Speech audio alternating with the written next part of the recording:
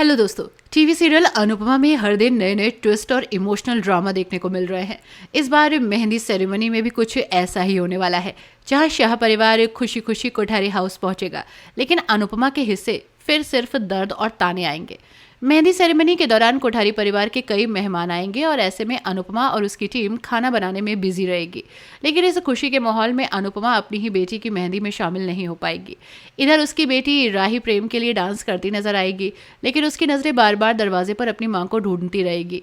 अनुपमा भी जल्दी जल्दी अपने सारे काम निपटाकर बेटी के पास जाने की कोशिश करेगी, लेकिन मोटीबा ऐसा होने नहीं देगी। जैसे ही अनुपमा अपनी बेटी से मिलने का वक्त निकालने की कोशिश करेगी, मोटीबा उसे रोक लेंगी और कहेंगी, अनुपमा जी, मेहमान आ गए हैं तो आप स्नैक्स सर्व करवा दीजिए। अपनी बेटी की मेहंदी को छोड़कर अनुपमा फिर से काम में लग जाएगी।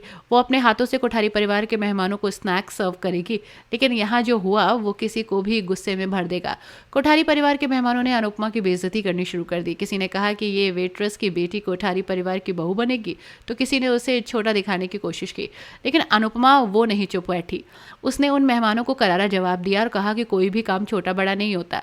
मैं वेट्रेस नहीं हूँ, मैं एक माँ हूँ। ये मेरे लिए काम नहीं है, बल्कि मेरी बेटी की शादी में आए मेहमानों की सेवा है।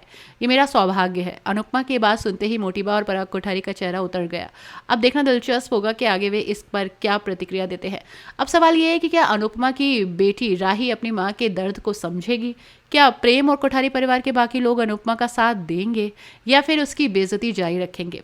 आने वाले एपिसोड में बहुत सारे ट्विस्ट एंड टर्न्स आने वाले हैं।